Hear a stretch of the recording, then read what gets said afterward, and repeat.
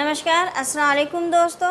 आज हम चर्चा करेंगे एक ऐसे केस के बारे में जिसमें एक 4 महीने के बच्चे के साथ बंद महिला को पंजाब हरियाणा हाई कोर्ट ने ज़मानत नहीं दी और उस महिला को सुप्रीम कोर्ट में अपनी याचिका लगानी पड़ी।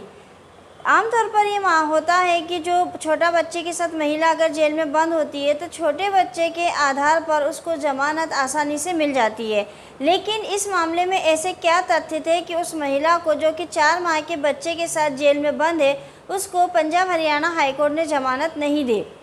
हालांकि इसके ऊपर सुप्रीम कोर्ट ने एक नोटिस जारी किया है और 11 जुलाई की जो तारीख है वो सुनवाई के लिए सूचीबद्ध की है। 4 माह के बच्चे के साथ जो महिला बंद है उसने ऐसा क्या अपराध किया था, उसी के विषय में हम आज आपसे चर्चा कर रहे हैं कि उसकी ज़मानत क्यों नहीं होती।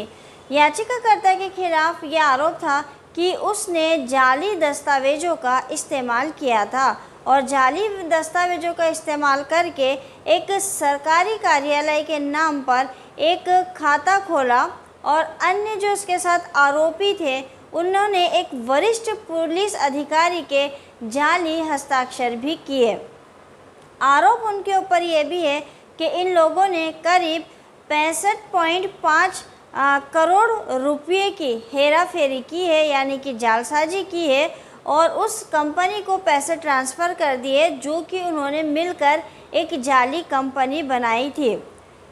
उच्च न्यायालय ने ये कहते हुए याचिका खारिज कर दी कि जो सीआरपीसी की धारा है 437 उसमें ज़मानत का पूर्ण अधिकार जो है वो नहीं है। 437 जो सीआरपीसी है वो ज़मानत के पूर्ण अधिकार नहीं देती है और ये कहा कि इस पूरे मामले में आम जनता को ठगा गया है, यानी एक फर्जी कंपनी बनाई गई, एक पुलिस अधिकारी के नकली सिग्नेचर किए गए, लोगों से पैसा लिया गया, उस पैसे को उस कंपनी में डाला गया और उस कंपनी में जो आरोपी है वो निदेशक है, सारा पैसा ये लोग आपस में मिल बांट के खा गए। तो हाई कोर्ट जो पंजाब हरियाणा हाई कोर्ट था उसने इस आधार पर ज़मानत नहीं दी कि सीआरपीसी की धारा जो 437 है वो ज़मानत का अधिकार तो देती है लेकिन पूर्ण ज़मानत का अधिकार नहीं है। इन लोगों ने जनता के पैसे लूटे हैं, जनता को ठगा है, इसलिए इन लोगों को ज़मानत नहीं दी जाएगी। सुप्रीम कोर्ट के समक्ष जब एक एसएलपी के माध्यम से याचिका लगाई गई और उनके वकील के माध्यम से यह याचिका लगी तो उच्च न्यायालय ने जो धारा 437 के विधायी इरादे की सराहना नहीं करता, जो मतलब उन्होंने ये कहा सुप्रीम कोर्ट ने कि 437 के अंतर्गत उन्होंने जो डिसीजन दिया है हम उसकी सराहना नहीं कर रहे हैं। एक महिला को, एक वृद्ध व्यक्ति को इस तरह के गंभीर आरोप में भी ज़मानत दी जा सकती है, ये बात सुप्रीम कोर्ट ने कही है और ये भी कहा है कि अदालत ने इस बात पर ध्यान नहीं दिया कि आरोपी के शिशु के साथ उसको गिरफ्तार किया गया था। कुल मिला के हाई कोर्ट ने ज़मानत इस आधार पर खारिज करी कि 437 के अंतर्गत ज़मानत लेने का जो अधिकार है वो समस्त लोगों को नहीं है, क्योंकि इन लोगों ने गंभीर अपराध किया था, जनता का पैसा लूटा था, जालसाजी की थी।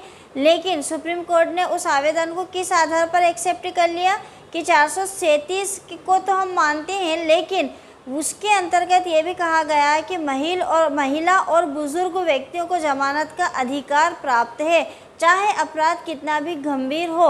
और ये भी ध्यान नहीं रखा गया हरियाणा कोर्ट द्वारा कि उसका शिशु जो है, बच्चा जो है वो छोटा है और उसको बच्चे के साथ गिरफ्तार किया गया था।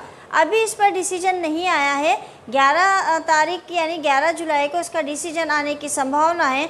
आप लोगों को क्या लगता है कि क्या डिसीजन होना चाहिए, उस महिला की क्या ज़मानत होना चाहिए? ऐसे गंभीर मामलों में, ऐसे ठगी के मामलों में भी क्या उसको सीआरपीसी की धारा 437 का लाभ मिलना चाहिए? आप अपने जवाब मुझे कमेंट्स करके ज़रूर बताइएगा।